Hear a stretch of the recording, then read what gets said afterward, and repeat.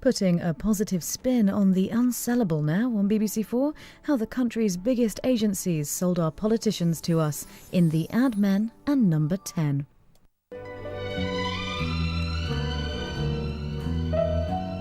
Their job is to sell aspiration and to persuade us which soap powder to use, what we should drink, wear and drive.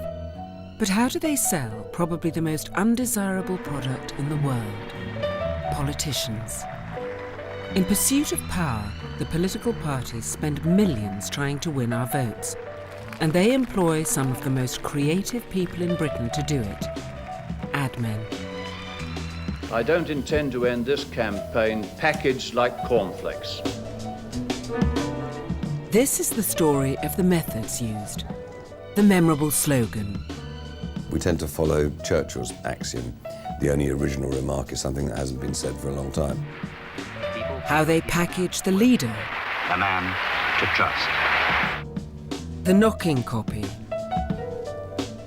You go for the Achilles heel of the opposition is what you try and do. And how sometimes they just go that little bit too far.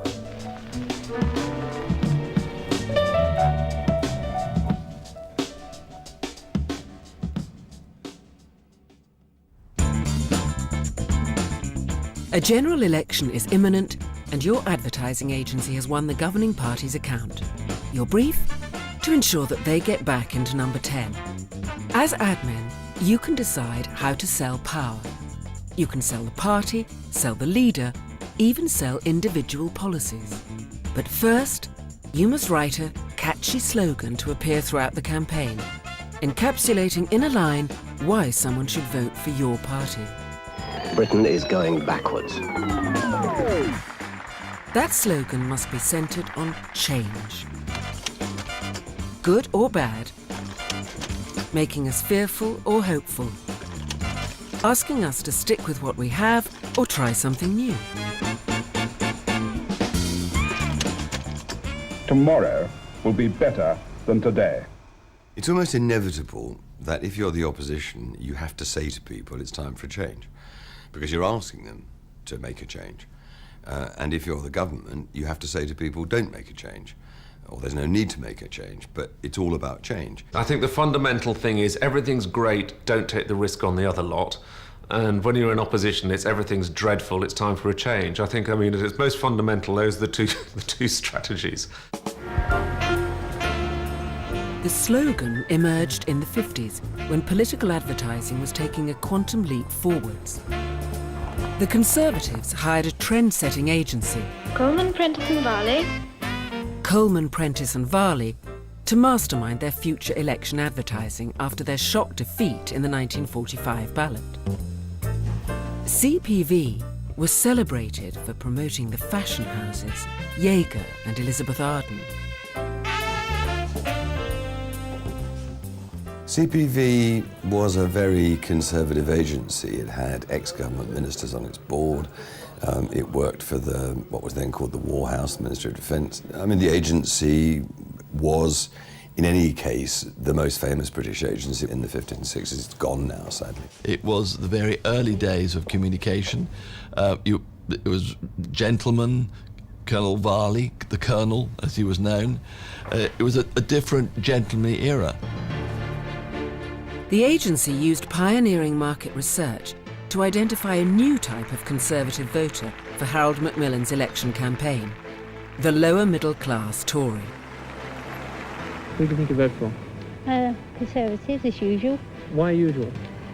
Well, I think they're the best party for one thing, and but definitely the best in every way, I think. They targeted the housewife and clerical worker in a series of innovative ads. The party built a war chest for election adverts and spent the equivalent of £8 million on the campaign. And the agency came up with the defining slogan for Tory elections: "Life's better with the Conservatives. Don't let Labour ruin it." Don't let Labour ruin it is one of the basic core strategies of political communication. The other one is Time for a Change. And CPV, as they were known, did very well with that strategy for many years. When they say don't let Labour ruin it, I say to them Britain can be better than this. Who would you like to see win the election? Whatever the slogan, it needs to register with the voter. I think the present government have done a fair job, you know, but time for a change. When Macmillan won by a landslide, some in the Labour Party said it was immoral for the Tories to rely on the hidden persuaders to help win power.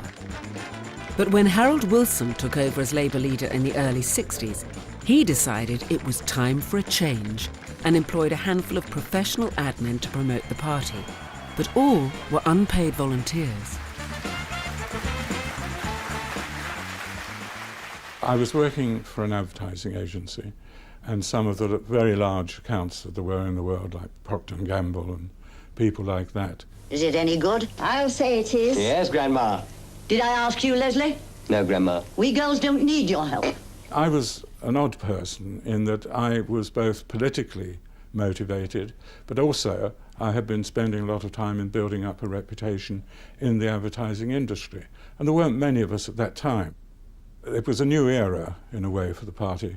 And Harold, when I made my first presentation to him, teased me a little bit about the fact that, oh, I see you've got those charts, that's what ad men do. David Kingsley pitched a suitably 60s version of Time for a Change called Let's Go with Labour. But Wilson needed some persuasion, as he'd spotted a double entente. Let's Go with Labour was part of what we were proposing. And Harold intervened and said, well, up where I come from in the north, being on the go means being on the po. Oh, you see. Despite the lavatorial connotation, it proved a winning tagline. In the next election, Labour's admin came up with a new one, underlining the word no. It was really saying to the public, do you or don't you trust the Labour Party as the government? Not everyone liked it or Wilson. And it was not hard for Edward Heath's Conservative Party to offer something better. Mr. Edward Heath, the next Prime Minister. Welcome to the first edition of A Better Tomorrow. Mr. Wilson and his colleagues have certainly given us plenty of words to take them at. Let's look at a few of them. We were told, you know, Labour government works. Labour's losing slogans in 1970. When it comes down to it, aren't their ideals yours as well? And Labour's got life and soul.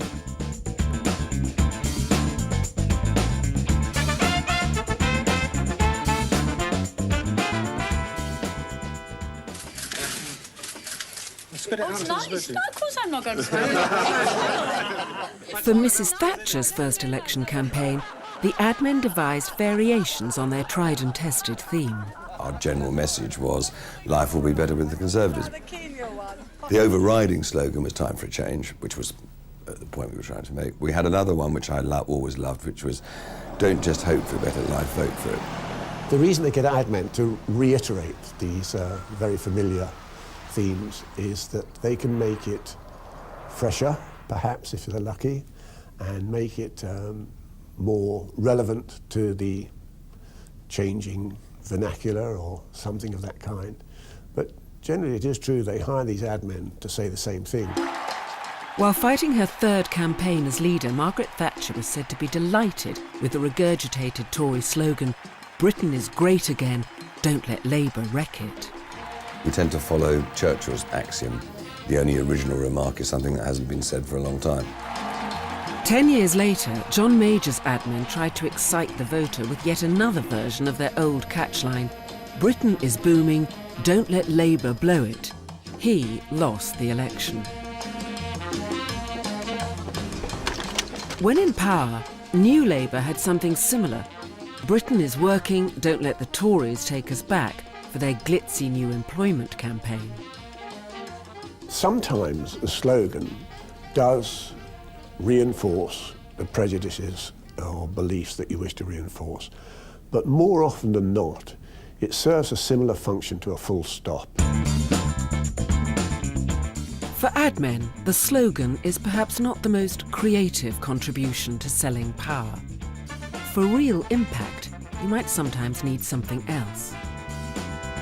But in an industry that's highly regulated, amazingly, political adverts aren't required to be honest, decent or true, allowing you to knock the opposition and say pretty much whatever you like.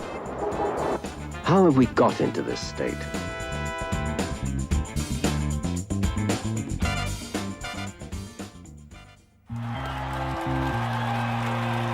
In 1970, Labour's Prime Minister Harold Wilson was facing his third election. We're on the attack in this election, as you know. The ad men needed to stop the fickle electorate voting for a change. They had to make the Tories look as unattractive a proposition as possible. Labour's ad man David Kingsley had a revolutionary idea and devised a series of phrases to be the basis of their strategy. He pitched it to the party. Go on the offensive by being offensive. We might use such phrases as, they're the wizards that weren't, sheep in wolf's clothing, there's nothing as stale as yesterday's men, look back in anguish. Now I think this is where yesterday's men was born and eventually became the way that we did it when we got to the election. Portraying the opposition as failed has-beens, Kingsley commissioned clay models of the Conservative Party front bench to be used in a groundbreaking advertisement. Sir Alex Douglas, Hume, Richard Maudlin, Edward Heath, Enoch Powell, all names that were very important in the Conservative Party at that time. The caricatures appeared on billboards around the country under the derogatory title, Yesterday's Men. It was the opening shot in the 1970 election campaign. But some felt it just wasn't British and was a bit below the belt. There was a tremendous outcry, particularly from the opposition press, on their front pages, accusing us of being rude about other politicians. Well, that was another time, wasn't it? I mean, today it's common practice. But we didn't think we were doing that. We were just reminding people of who the alternative people were. The ads were soon pulled, but the damage was done. I remember seeing Yesterday's Men, and I've always been a Conservative. I've been a Conservative candidate, but I thought that one got in between the ribs. It shows the value of these sorts of posters in setting an agenda. It helps shape the opinion formers, the journalists. It lines up the attack. It is a focusing device to focusing communication on the same target. When Wilson lost that election, Yesterday's Men was cited as partly responsible. Certainly, people within the Labour Party all say that Harold Wilson put a lot of the blame on the advertisement, and it was less than generous to the people who had brought it about. The makers of Pepsi commercials were the production company who came to the aid of the Conservative Party. I think we struck oil here, Phyllis. The Tory leader Edward Heath wanted to project a clean, wholesome image. What's he saying, Phyllis? It's getting a bit passionate. He says you owe him 20 pesetas for the Pepsi. Jeremy Scott was the man of the moment and worked on their election films. We, Garrett, suggested an armoury of negatives which would destroy the enemy positions, but he vetoed it utterly. He said, no dirty tricks, no sleaze. He wanted the moral high ground. However, we produced a host of negatives, and the moral high ground wasn't what he got. Do you recognise this? It's a frozen wage packet. Mr. Wilson put it on the market in 1966. Vote Labour on June the 18th, and you'll get it again. In the family size. The tone of the individual commercials was about as negative as you could get. Since Mr. Wilson came to power, this is what he's done to your pound. One was a pair of scissors snipping up a Treasury note to show how rapidly the value of the pound was deteriorating. 1974, 11 shillings. 1975, 10 shillings. The 10 bob pound. Only your vote can stop him. Edward Heath's victory proved that negative advertising on the right issues could be a vote winner, but knocking the opposition's policies wasn't new. In the late 1920s, the Conservatives made their first political ads for a new medium, film.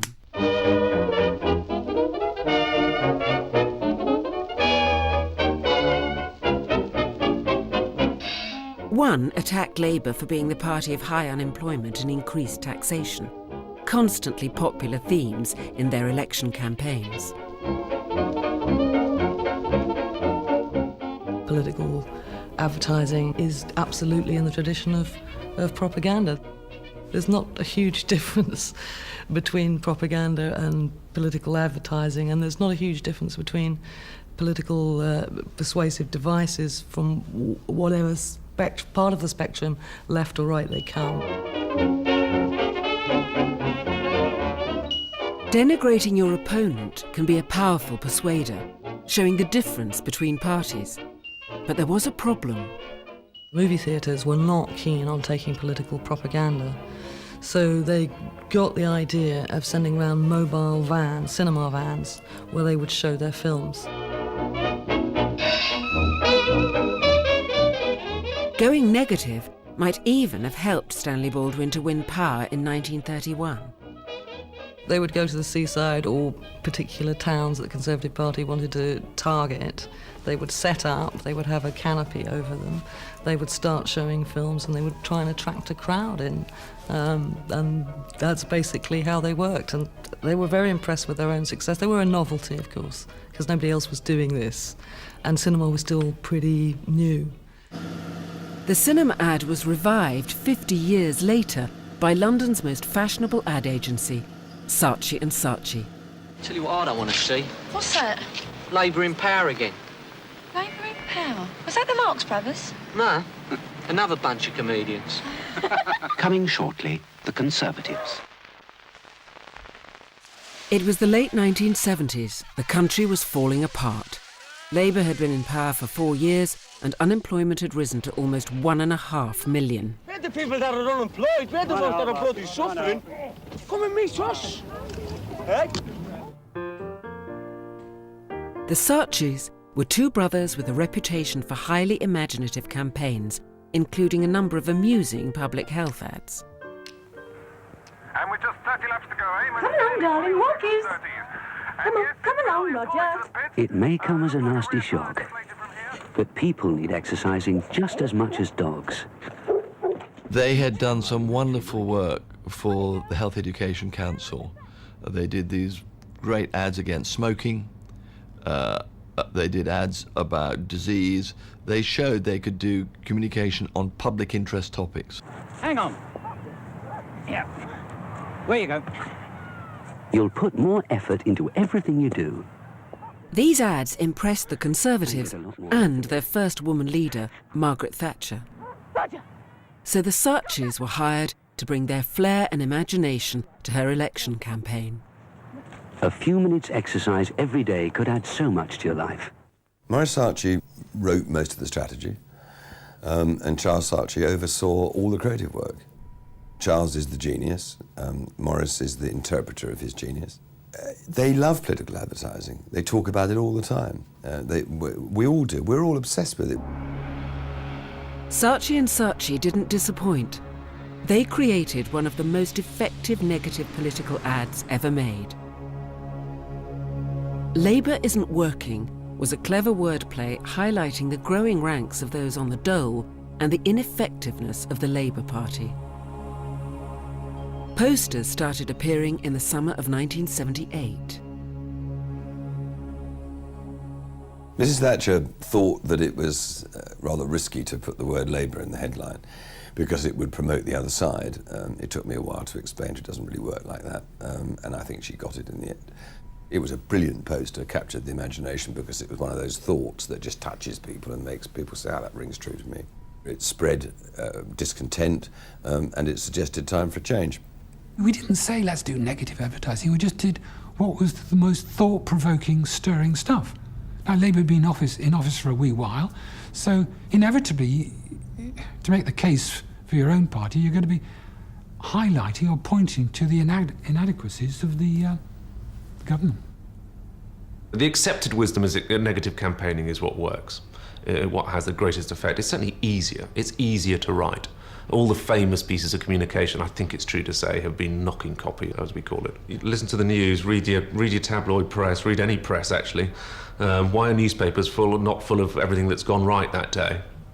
People aren't interested in hearing it. If you think that the competition is for the undecided voter, that is the beginning and end of the competition in an election, and a negative ad reminds you and reinforces the view that is pre-existing that perhaps these people aren't as good as they'd like you to believe, then you'll think, yes, I was dithering, but I'm going to go that way. And that's a rather simple way that negative advertising is supposed to work and frequently does work. The negative ad can fuel controversy and make an impact, and Labour Isn't Working certainly succeeded in rattling its target, the socialist government. Great joy of it was that we didn't spend much money of it, but Labour took exception to it. In particular, Dennis Healey criticised it. It isn't surprising, really, when you come to think of it, that she's chosen Saatchi and Saatchi, the specialists in deodorants and detergents, to cleanse and sweeten the image of extremism and division which she's created by all she's said and done. It was typical of the Labour Party at the time, who have always, in their hearts, believed that advertising men and marketing men are some kind of sons of the devil, who make people do things they don't want to do and distort society. But Labour Isn't Working is thought to have affected the course of British political history. It's hard to prove this beyond all doubt, but it's certainly a contributory factor to James Callaghan not calling an election that autumn, which almost certainly led to helped bring about his pretty heavy defeat the following year. Callaghan's defeat looked inevitable after a winter of industrial action crippled Britain. Excuse me, is this the queue for the 50p stalls? Oh, no. This is the queue for serious operations. And Thatcher gave Saatchi's a free rein to capitalise on the chaos. She trusted them to find the most powerful techniques to help her win the election. Asking you to help us in this, the most crucial election, for putting Britain on a different road. The high-profile and largely negative campaign contributed to her success and made Saatchi's a household name. It was their springboard to become the biggest ad agency in Britain. Britain's first female PM swept into number 10, taking Saatchi's with her. I think people saw that combative, challenging advertising could work. We've since learned you have to be very careful about it, and most comparative advertising isn't effective. But people felt, look, this has been bold, this has been challenging, let's do it for our brand. In the early 80s, the Conservatives weren't working. Rioting erupted in Britain's inner cities. Hundreds of factories closed, and by 1983, unemployment rose to over 3 million. With the general election underway, Labour's new leader, Michael Foot, had yet to make an impression.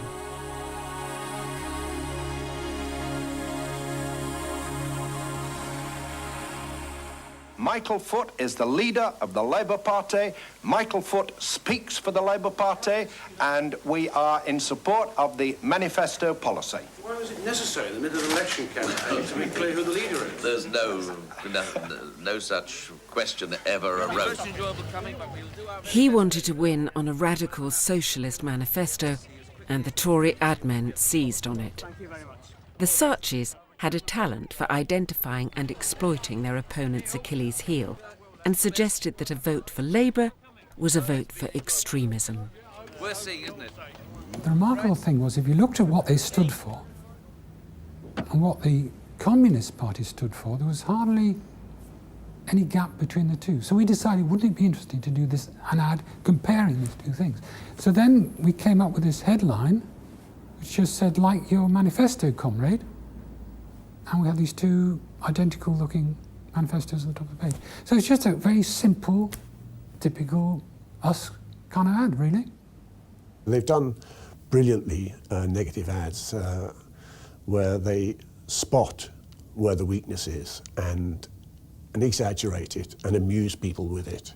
And it works, I think.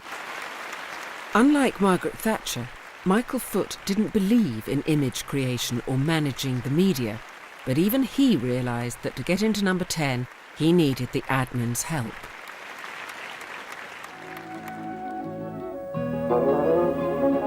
Bird's Angel Delight. You'll be surprised just how deliciously light it is. To improve their lacklustre performance, they recruited the men behind Angel Delight. Bird's Angel Delight. It's deliciously light. It was the first time in its history that Labour paid professional ad men, spending the equivalent of almost £2 million in the 1983 election campaign. Johnny Wright won the account for his company. But not everyone in the party was happy to become a brand. We had the absolute haters who hated us with a passion that was pretty rare, really, in business. And the people who were cautious and expectant that we could wave some magic wand and do something magical. Homelessness, waste, desolation. Wright's agency were asked to produce 5 10-minute election broadcasts and half a dozen posters and press ads in less than a month. Some politicians asked to front the campaign had difficulty. Think positive, vote positive. Oh, such a bloody stupid thing to say, isn't it? Think positive, act positive, vote Labour. I'm sorry, but it is, you know. It doesn't come off the tongue nicely. Think positive, act positive, vote Labour. Okay, sorry. Right, ready? Take 3.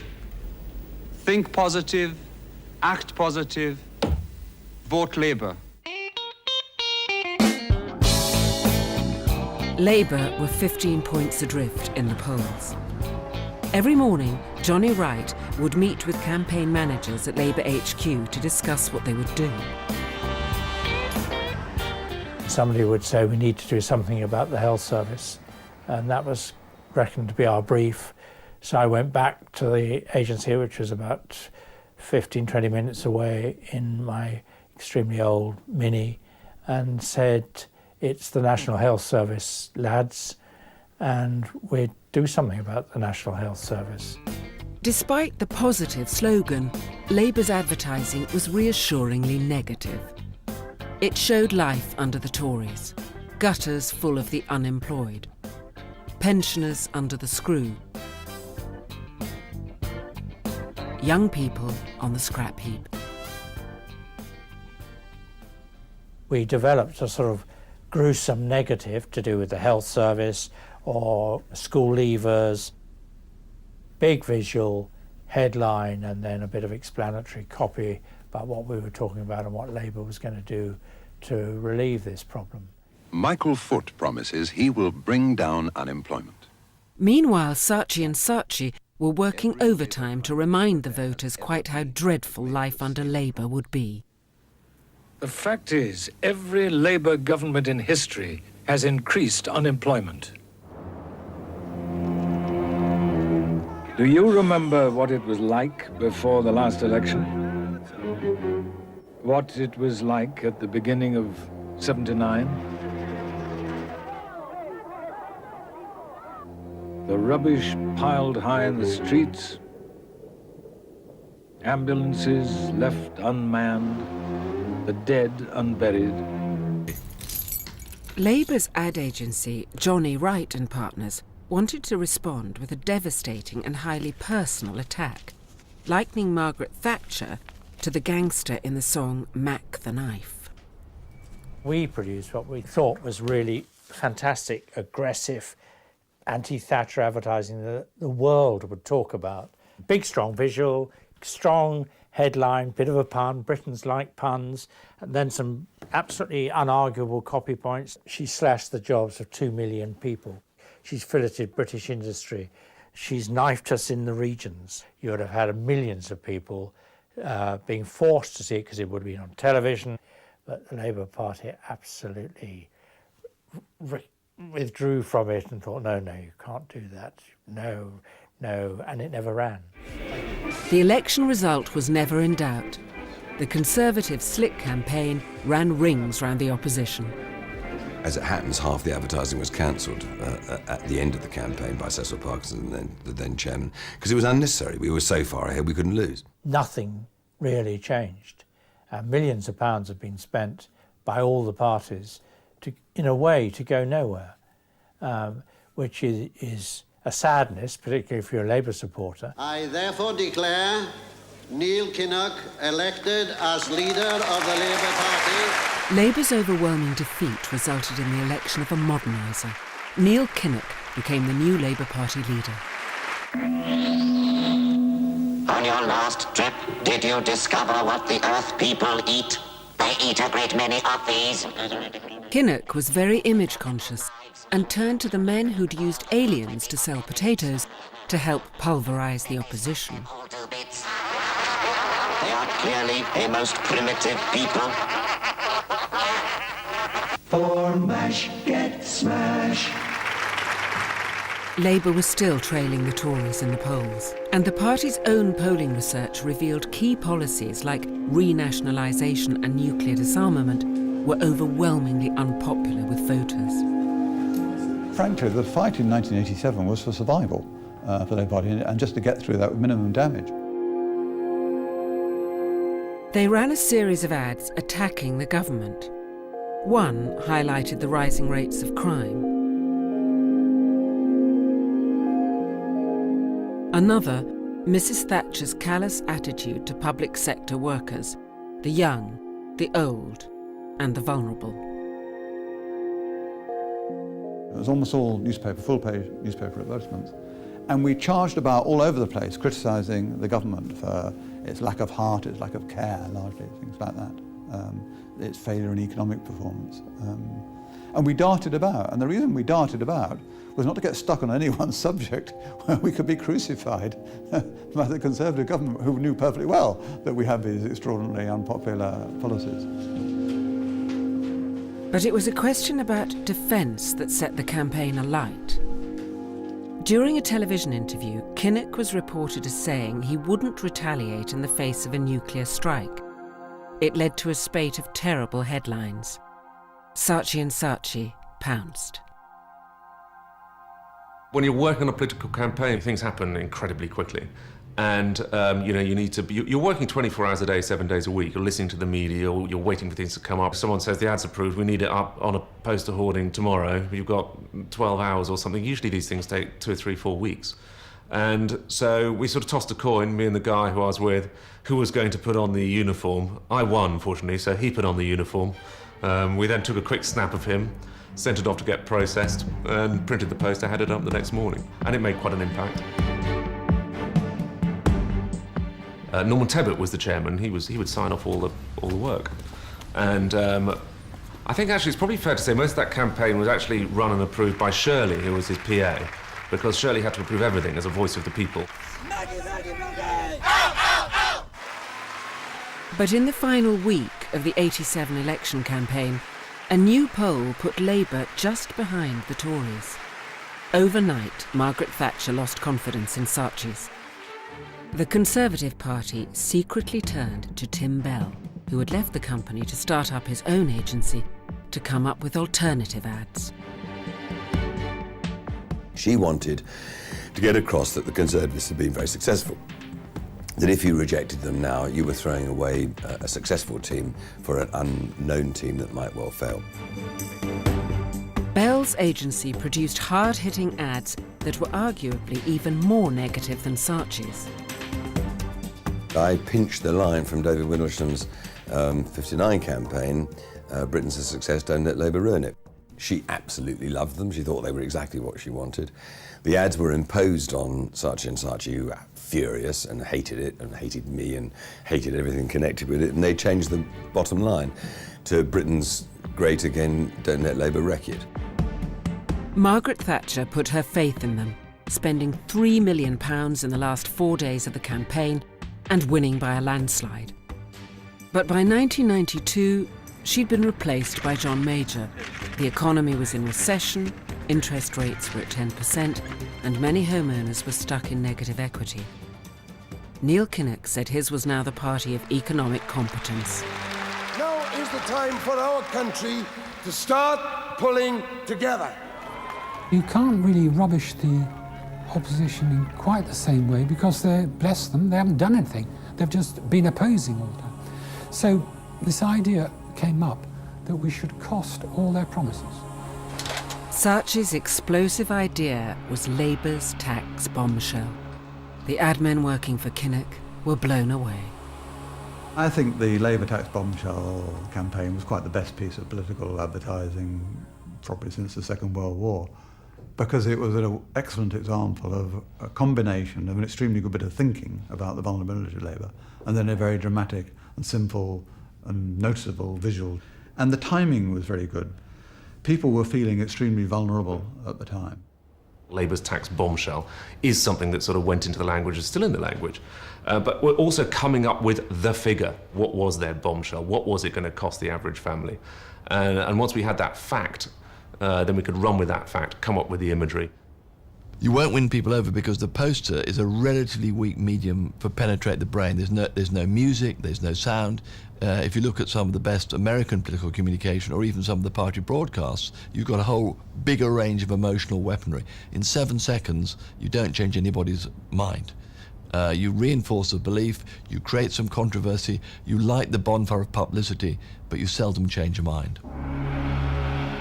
The bombshell idea became the centrepiece in an equally destructive election broadcast. The tax bombshell broadcast was little more than a man painting the sign on the bomb. I mean, that was sort of it. But you get one thing across. The average taxpayer would end up being hit by an extra £1,000 tax bill. The point about advertising is that it has to feed into a current perception. It can strengthen it, it can boost it, it can push it forward. But unless there is a perception, then the advertising won't work. And why the tax bombshell in 1992 worked was because there was still a lack of confidence amongst enough members of the electorate, particularly the swing voters, that Labour had put aside its old apparent commitments to high taxation, as people saw it, unnecessarily high taxation, for that advertisement to be very effective. The experts can't say conclusively that the bombshell ad lost Labour the election. There were other negative attacks that followed, and a hostile Conservative press also waded in. We're all right! The triumphalism of Labour's pre-election Sheffield rally further alienated the floating voters. It's quite difficult ever pinning down the effect of any ad or campaign during an election. And many people have run the numbers and said that it has no effect. I think it self-evidently does have an effect on the party and how effective the party is and how the party feels and acts, therefore, and talks and behaves. And if you can get the confidence going and the focus going within the party itself, I mean, that's enough in itself, that everyone's saying the same thing, the same single message. They're not arguing amongst themselves. So if saying your policies are better doesn't work, and negative advertising backfires, there's another option. Sell the leader. They're the most recognised symbol of a political brand, and with your help, he or she might just cast a persuasive spell over the voter.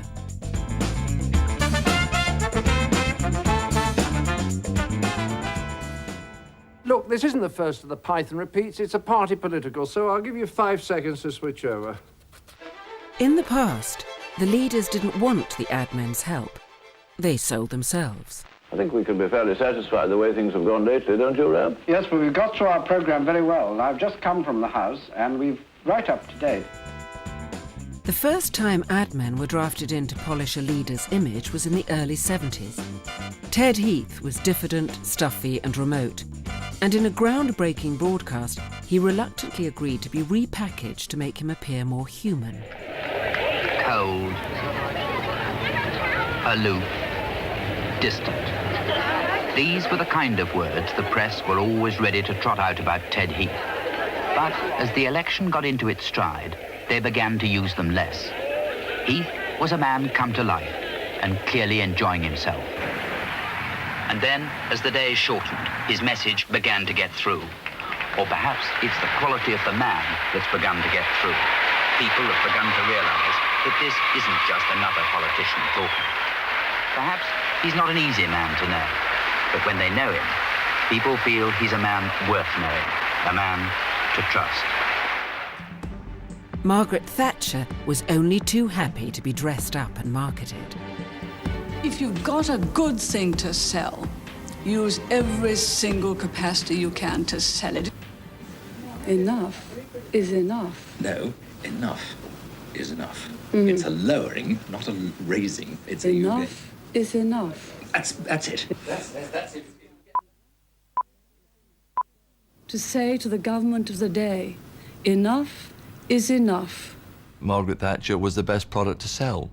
The products they were then selling, nice guys in lots of ways, weren't nearly as good. So part of the problem is the quality of the product, not just the quality of the communication. Kinnock had a bombastic persona which needed a makeover, but he did have a way with words. If Margaret Thatcher wins on Thursday, I warn you not to be ordinary. I warn you not to be young. I warn you not to fall ill. And I warn you not to grow old. The question was how to promote Neil appeal and relaunch Labour. The answer? To get a glossy commercials maker, or better still, the director of the Oscar-winning blockbuster Chariots of Fire.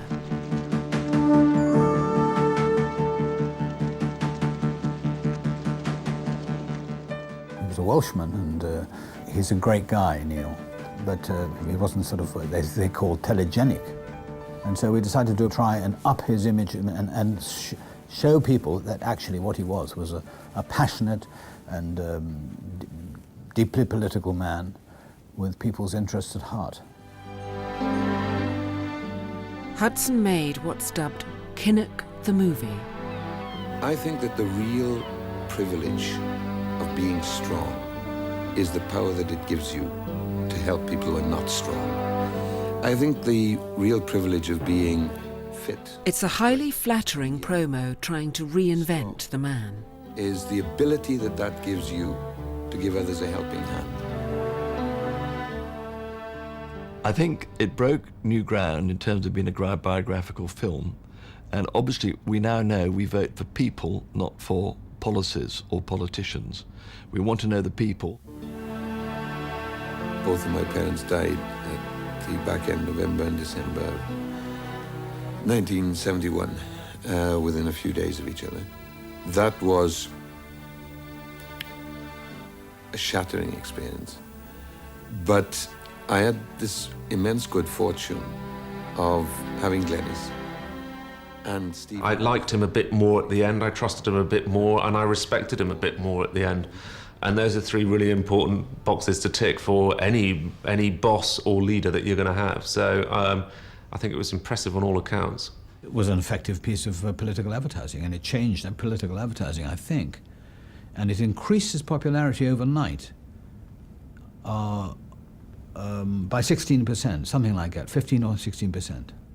They can't be trotting down at Times Square to pick out the merchandise. John Major too looked to Hollywood and to the director of another Oscar winner, Midnight Cowboy. Hey, I'm walking here! I'm walking here! Up yours, you son of a bitch! You don't talk me that way! There you see the house ahead, with the two white arches, immediately opposite there. That is where we lived. Now, is it still there? John Schlesinger chose a more documentary style with Major. It's still there. travelling around Brixton in South London and playing on his humble beginnings. We used to come in and buy kippers. Well, we still sell the kippers. I'll have some kippers. I'll have some kippers. You'd said to me at sort of 18, 19, you're going to be a politician. I would have said, forget it.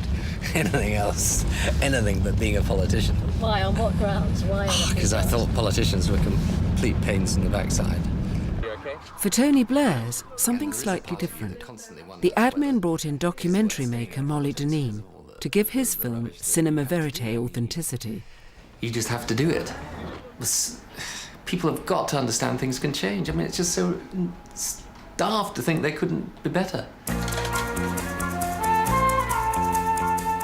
But if your leader can't win over the voters with their sincerity, it's probably time for the hard sell, to ignore them and go for the jugular, with a personal attack on the opposition's top man. Party leaders are the most recognisable brand image of the party.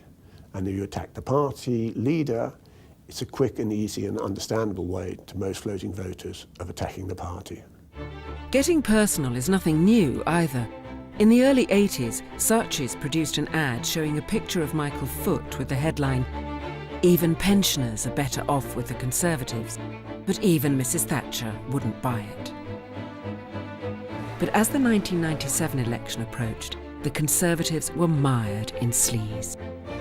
So, how to deflect attention from it? Well, get insultingly personal and run a political ad that would become the first ever to be banned. John Major was deeply unpopular. The Conservatives were very unpopular. As a party, their image was bad. And we were confronted with a hopeless task. We had to find something wrong with New Labour, because New Labour was a piece of genius. We have changed the Labour Party.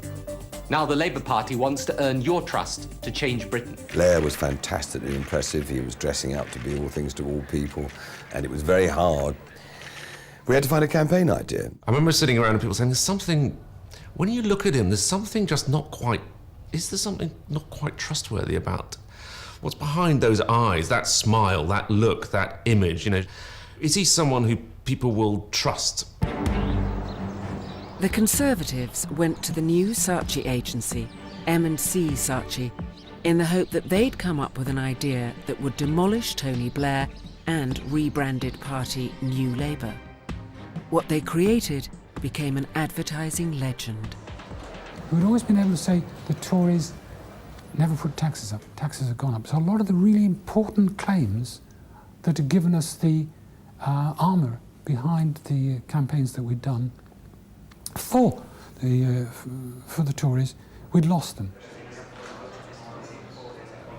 The idea then was that since we'd lost our claims, we'd have a far more emotional campaign. The image they created was one of the most memorable in advertising history. The guy who art directed it, I remember, he took someone's eyes, a colleague in the office actually, just took a shot at them and was looking at them on a bit of paper and then turned them upside down and went, wow, that's creepy. The controversial Blair Demon Eyes advert appeared only once in 3 Sunday newspapers with the catchline, New Labour, New Danger. It was part of a peering eye campaign. We came up with these eyes, subsequently called the demon eyes, and that these eyes would be peering at you from wherever. Nothing definite you could put your finger on, but malevolent eyes just sort of keeping an eye on you. Sorry, you must be careful with these flashlights. It's making my eyes red. While Blair tried to laugh it off, it was immediately criticised by his party and the church. And now it's the devil with the demon eyes. Look, can't we just go back to Bambi? I have to say, it never occurred to anyone that they would be called demon eyes, that it would be, counted as having a religious impact. It caused offence, obviously, in certain quarters, much comment, I think largely negative, I think it's fair to say at the time. I remember thinking myself, was this the right thing to have done? Was it going to be successful? And probably thinking it was an error, running it. Then it got withdrawn. The Advertising Standards Authority banned the ad for its offensive portrayal of Tony Blair, But despite the ruling, the industry magazine Campaign named Demon Eyes Poster of the Year. In terms of getting publicity, it was a fantastic piece of advertising, and that's why other advertisers like it. Politically, you can argue that it was an awful mistake. It was brilliantly conceived creatively, but we never really solved the question. We never really decided what it was we thought was dangerous about Labour. It's a good demonstration of one of the problems which people have, and they don't understand how the brain works. Because demon eyes of somebody who's becoming popular, lots of people like him, and suddenly he's tarred with this brush. You don't like the people who are doing that to your new good friend Tony Blair. But M&C Saatchi had wanted to go even further than Demon Eyes in a commercial. How can I win? And employed a Faustian-type figure to stop Blair getting into number 10. 4 times in a row we've lost. Now they've made me Labour leader in order to win. We've got to win or I'm finished. But how? The idea of the broadcast was a man, rather like Tony Blair, being advised by a PR type, Mandelson type figure, as to what he would need to say to get elected. I can show you how to win. Who are you? Doesn't matter. I can show you how to win. If you see the whole of the film, what you see is a complete grasp of what he was going to do. Pretend to be what people wanted while doing whatever he felt like doing. You can say anything. What do you mean? Say you won't put up taxes. But I will. So what? Just say it. Go on, it's easy. I know I'd have to put up taxes. Just say it. Say it. I won't put up taxes. You had this shadowy figure behind him saying, yes, you can. Say it. Yes, you can. Just tell them what they want to hear. So, and so it was the sort of selling your soul and not being honest, and from a creative point of view, it was a powerful piece of communication, but it was decided that it was just too unpleasant, too risky in that respect. You don't have to mean it. You don't have to do it. Just say it. Major just thought it would cause a terrible controversy for no purpose. Yes. I mean, you have to understand that whole campaign was run by a collection of people who all knew that we were going to lose. New Labour won a 178-seat majority. New dawn has broken, has it not? They'd spent a record £7 million on advertising. A truly terrible night for the Conservatives. But the new dawn didn't make their advertising any less personal. In power, New Labour recruited Trevor Beattie, the man behind the uplifting Wonder Bra ads. In the 2001 election, Beattie produced an ad ridiculing the balding Conservative leader William Hague, giving him a wig to look like a Thatcherite clone. And when Michael Howard took over the leadership, New Labour had to rebut charges of anti-Semitism. So far this year, they've compared me to Fagin, to Shylock, and to a flying pig. The campaign from time to time gets hard, and you have to be tough in the way you campaign. And I'm afraid that sometimes you have to have some tough negative campaigning to go with the positive campaigning. The necessity was in the 2005 election, which, although we won it comfortably, was actually much, much, much closer. I mean, you're talking about a majority going down from the 150s, 160s to the 60s. I think more and more, actually, it reflects how politics is, which is about the cult of the personality. And I personally don't. I think it's legitimate. I think that it is individuals and who make decisions, personalities who make decisions. So why shouldn't it be about their personality and about the individuals?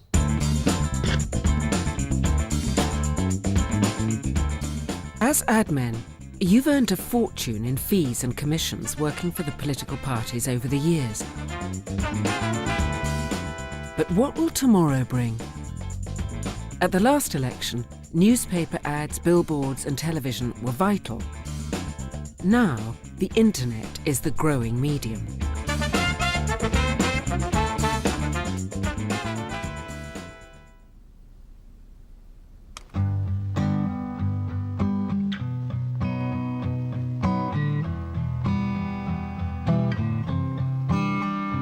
It was a creed written into the founding documents that declared the destiny of a nation. Yes, we can. This is a web political advertisement for Democratic presidential nominee Barack Obama. will.i.am from the popular US hip-hop group Black Eyed Peas turned one of his speeches into a song. Millions of young Americans have watched it. But it didn't cost Obama a dime.